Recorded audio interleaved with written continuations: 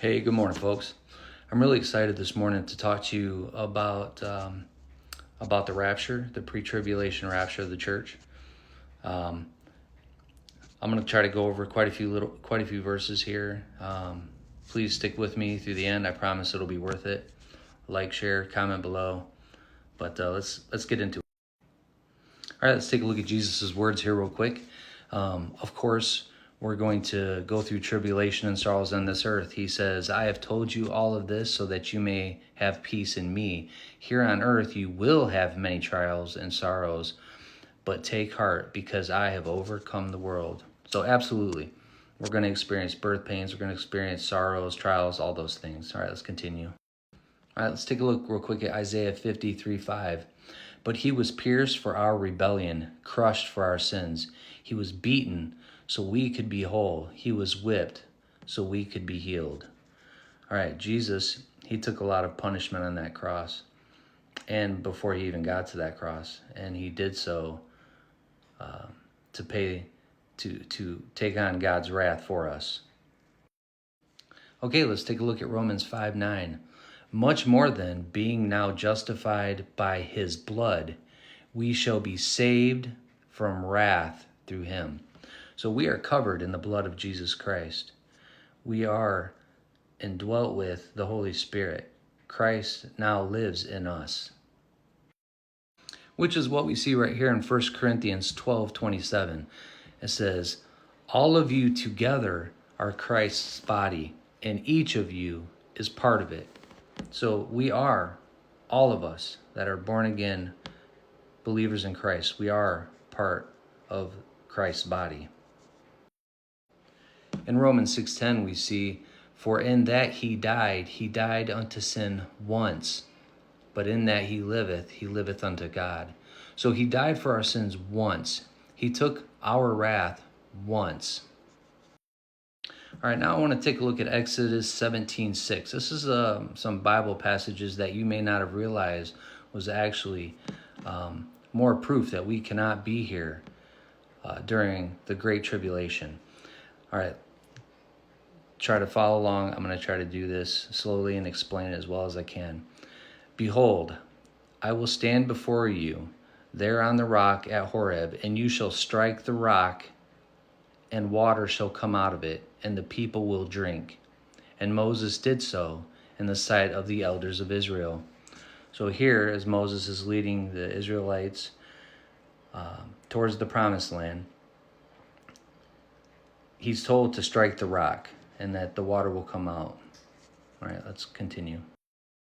All right, let's take a look at Numbers chapter 20, verse 8. Then God tells Moses, take the staff and assemble the congregation, you and Aaron your brother, and tell the rock before their eyes to yield its water. So this time he's telling them to tell the rock. He's not telling them to strike the rock again. It's already been struck once and gave up its water. This time he's saying to tell the rock before their eyes to yield its water. So you shall bring water out of the rock for them and give drink to the congregation and their cattle. And let's see what Moses does that upsets God so much. So we take a look at Numbers 20, verses 10 and 11, and here's what Moses did. Then Moses and Aaron gathered the assembly together before the rock, and he said to them, hear now, you rebels, shall we bring water for you out of this rock? And then Moses lifted up his hand, and he struck the rock with his staff twice, and water came out abundantly, and the congregation drank and their livestock. So this time, instead of speaking it, he struck the rock. In Numbers 20, verses 12, this is where God gets upset. He says, and the Lord said to Moses and Aaron, because you did not believe in me to uphold me as holy in the eyes of the people of Israel, therefore you shall not bring this assembly into the land that I gave them, that I had given them. So because he struck the rock a second time, he was not allowed to lead them into the promised land, and he himself was not allowed to either. Why is that? So now we got to ask ourselves, well, what is the rock? Well, let's take a look at 1 Corinthians 1 through 4. says, "For I do not want you to be unaware, brothers, that our fathers were all under the cloud and all passed through the sea." This is referring back to when Moses in Exodus had led them out and was under the cloud and part of the sea. "And all were baptized into Moses in the cloud and in the sea, and all ate the same spiritual food, and all drank the same spiritual drink.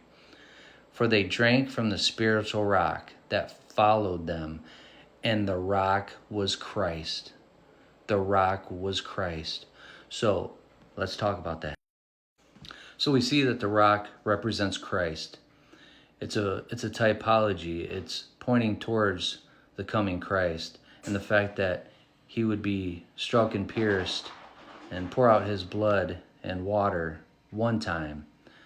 And the fact that Moses disobeyed and he struck the rock twice, that went against what God's plan was, and therefore he was punished.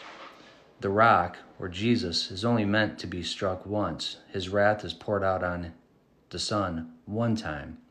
So let's take a look at another verse, which right here in John 19:34 we're shown. It says, "But one of the soldiers pierced his side with a spear, and at once there came out blood and water." 1 Corinthians 12:27 tells us, "Now you are the body of Christ and individually members of it."